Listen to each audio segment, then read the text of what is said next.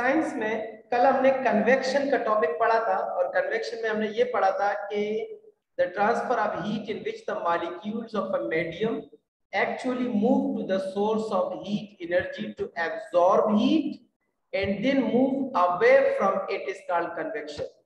यानी molecules heat source की तरफ आएंगे और वहां से हीट लेके चले जाएंगे, ज्यादातर ये ऊपर ही जाते हैं हीट लेके, ठीक है।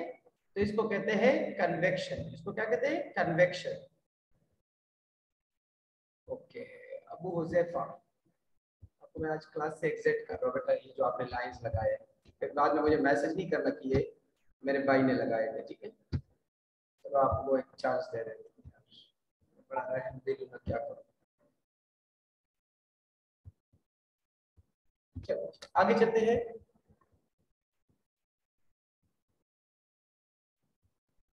जो आज हमारा टॉपिक है वो है विंड्स एंड ओशन करंट्स। पहले टॉपिक में हम विंड्स पढ़ेंगे, यानी हवाएं कैसे चलती है, ठीक है। हवाएं कैसे चलती है, अब मैं बता देता हूँ हवाएं कैसे चलती है। We know that convection is the transfer of heat by actual movement of the particles in materials. Winds and ocean currents are the examples of the effects of convection. The heat of the sun heats up the surface of the earth and the air near it also gets hot.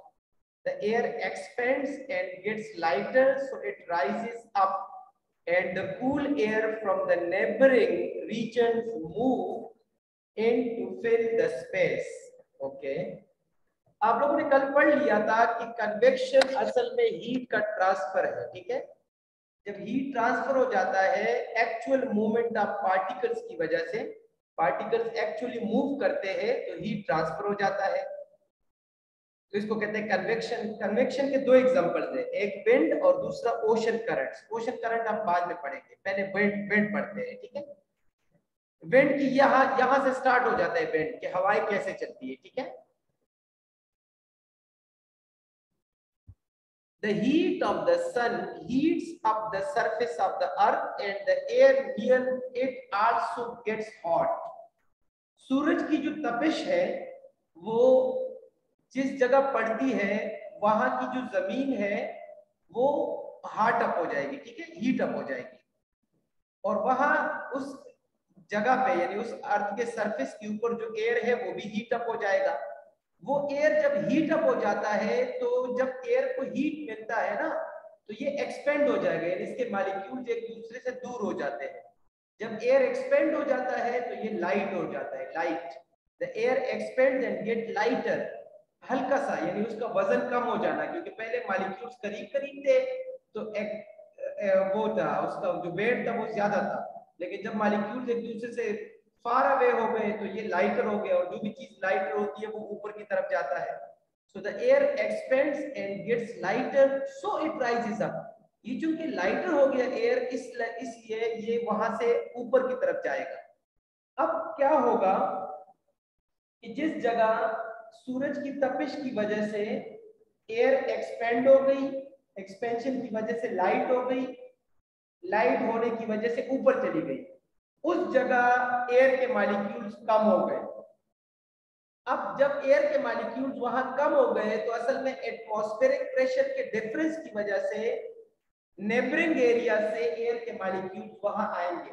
लेकिन चूंकि वो topic आप लोगों ने 9 में पढ़ना है तो इसीलिए आप लोग सिर्फ कन्वेक्शन ही बेस ज़हन में रखे कि जो कूल एयर है यानी पड़ोस के जितने इलाके हैं वहां से कूल एयर आएगा उसी जगह जहां से पहले एयर राइज कर गया था, और कूल एयर आके वहां से हीट लेगा और हीट लेके वो भी राइज कर जाएगा। जैसे कि मैंने कल बताया था वो वाटर वाले एग्जांपल में कि नीचे जो वाटर है वो हीट अप हो गया और ऊपर चला गया, और ऊपर से फिर वो बाकी वाटर साइडों से नीचे आ गया, उन्होंने भी हीट लिया और वो भी ऊपर चले गए।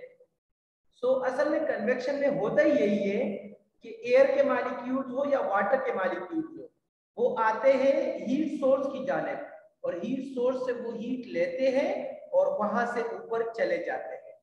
तो यहां भी यही हुआ। इस पैराग्राफ को दोबारा देखिएगा The heat of the sun heats up the surface of the earth and the air near it also gets hot. सन की तपिश की वजह से उस सरफेस के ऊपर जितना एयर था वो हीट अप हो गया। हीट अप होने की वजह से एयर एक्सपेंड हो जाता है, यानी मॉलिक्यूल्स एक दूसरे से दूर हो जाते हैं, बीच में स्पेसेस ज्यादा हो जाते हैं, तो ये लाइटर हो जाएगा और लाइटर होने की वजह से ये ऊपर जाएगा। जब ये ऊपर जाएगा तो पड़ोसी इलाकों से, पड़ोस वाले इलाकों से कूल एयर उस जगह आएगा ताकि वो खाली जगह पुर हो जाए जिधर से हॉट एयर चला गया है। ठीक है, the rising warm air reaches the upper colder layers of the air and cools down.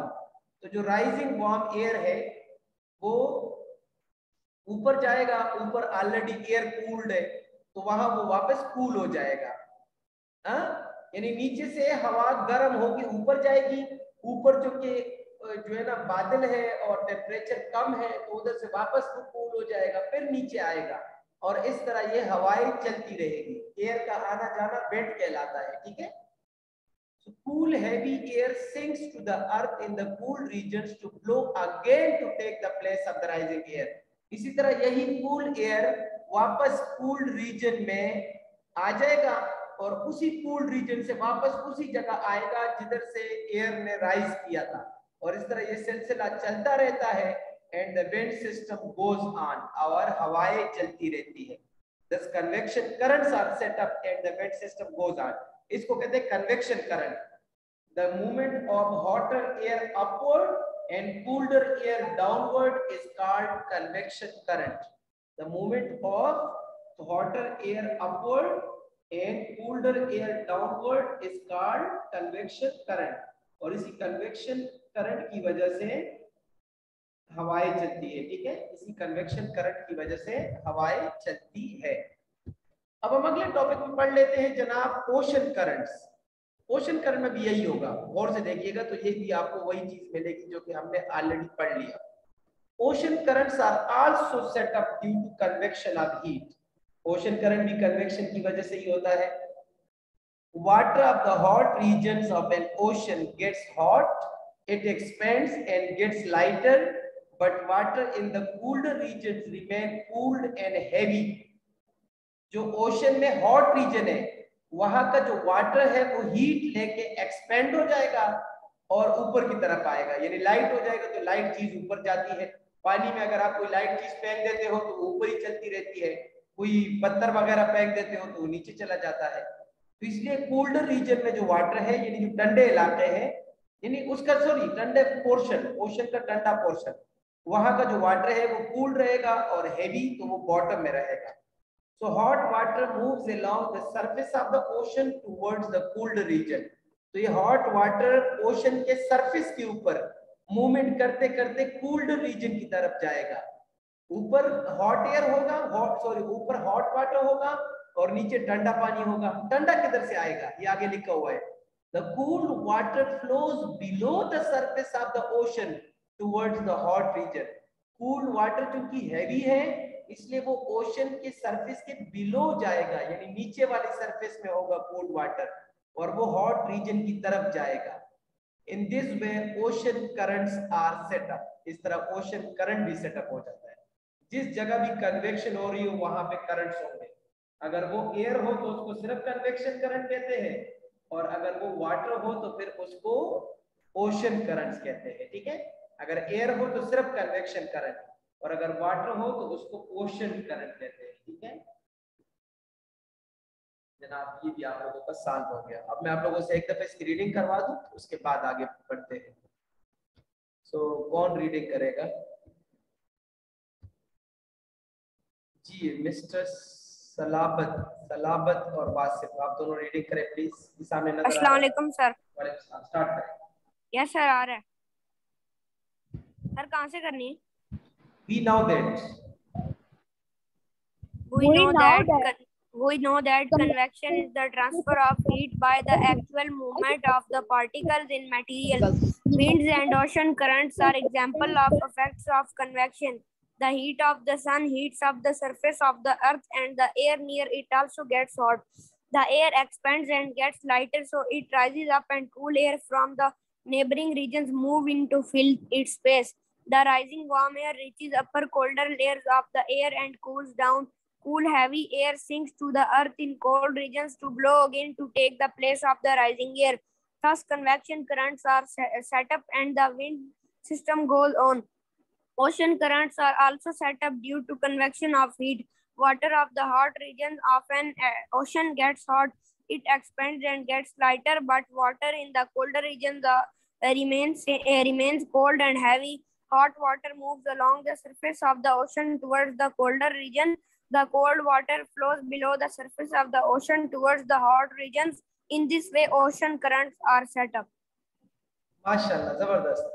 बस मुझे काइंडली आप लोग एक दफा जो है वो माइक पे आके बताइएगा कि क्या आप लोगों को ये टॉपिक क्लियर हो गया। एक मिनट में आप लोगों के माइक ऑन कर दूं। Is it clear to you? Yes sir, clear हो गया। यस सर, क्लियर है सर।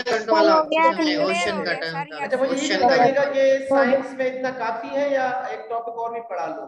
सर काफी है, मैं रीडिंग ओशन का टॉपिक पढ़ा ली, एक टॉपिक पढ़ा ली। एक स्टूडेंट का बार-बार जो है ना वो बोल रहे हैं कि ओशन करंट दोबारा पढ़ा ले, तो मैं आप लोगों के लिए ओशन करंट दोबारा पढ़ा लेता हूं। जरा गौर से देखिएगा। मैं पहले बता दूं कि ओशन करंट में होता क्या है। देखिए, ओशन की दो सरफेसेस है, एक टॉप सरफेस है, एक नीचे सरफेस है। अच्छा, जो ओशन को हीट मिलता है यानी ओशन के हॉटर रीजन्स, वहां से जो वाटर है वो ऊपर की तरफ आएगा, तो ऊपर सरफेस के ऊपर वो हॉट वाटर मूव करते करते करते करते कूल्ड रीजन की जाने पहुंच जाएगा। कूल्ड रीजन में जो कूल्ड वाटर है वो चूंकि हैवी है तो वो ऑटोमेटिकली नीचे ही जाएगा। वो नीचे जाके मूवमेंट शुरू कर देगा उस जगह तक जहां पे हॉट वाटर जगह छोड़ के गया है, ऊपर की तरफ आएगी तो जगह खाली हो जाएगी। खाली ऐसे नहीं हो कि उधर पानी नहीं होगा, लेकिन वहां पे मॉलिक्यूल्स की तादाद कम हो जाएगी। असल कंसेप्ट ये है, लेकिन उन्होंने नहीं लिखा। इनने सिर्फ ये लिखा है कि कूल्ड रीजन में जो वाटर है वो कूल्ड है, इसलिए हैवी है, तो हैवी वाटर जो है वो नीचे आएगा ओशन के सरफेस के बिलो, यानी below the surface of the ocean, और वो मूवमेंट करते करते उस हॉट रीजन की तरफ आ जाएगा और उस हॉट रीजन से वाटर ऊपर की तरफ जाएगा। इसका मतलब है ओशन के टॉप सरफेस के ऊपर वाटर जो मूव कर रहे हैं वो हॉट वाटर है, और ओशन के बॉटम सरफेस के ऊपर जो वाटर मूव कर रहे हैं वो कूल्ड वाटर है। ओशन के टॉप सरफेस के ऊपर जो हॉट वाटर है वो जा रहे हैं कूल्ड रीजन की जानिब, और ओशन के बॉटम सरफेस में जो कूल्ड वाटर है वो जा रहा है हॉट रीजन की जानिब। तो क्या बेटा अभी आप लोगों को ओशन करंट क्लियर हो गया? सर मैं तो पहले भी क्लियर था sir. Yes sir, yes sir, आगे समझ। Thank you so much, thank you so much. आप लोगों ने ये टॉपिक याद करना है, मैथमेटिक्स एक्सरसाइज 9.1 की प्रैक्टिस करनी है, और मुझसे आज तो उसका तवक्को नहीं करना क्योंकि मैंने फौरन इस क्लास के बाद अपने नए घर जाना है, उधर कोई चीजें लेनी है। अच्छा जनाब, ये तो मेरे ख्याल में मैंने आप लोगों को पढ़ा लिया था यार, ये पेज यार रह गया था। हाँ, ये पेज मैंने पढ़ा लिया था, और पेज नंबर 37 विद वन एसे और उर्दू का एक एसे, ये मैं आप लोगों से भी शेयर कर लूंगा, ठीक है? तो आप लोगों को क्या मैं भी होमवर्क बता दूं कि क्या क्या करना है? Sir voice message yes sir, voice message भी कर देता हूं, जरा गौर से सुनिएगा। स्टूडेंट्स, आज के होमवर्क में मैथमेटिक्स का एक्सरसाइज 9.1 विद एग्जांपल्स प्रैक्टिस करनी है, और मुझे अपनी प्रैक्टिस सेंड करनी है व्हाट्सएप पे। साइंस में आज जो मैंने टॉपिक पढ़ा है काफी इंपॉर्टेंट टॉपिक है, और आप लोग यूट्यूब से इसकी वीडियो जरूर देख लीजिएगा ताकि आप लोग को मजीद कंसेप्ट क्लियर हो जाए।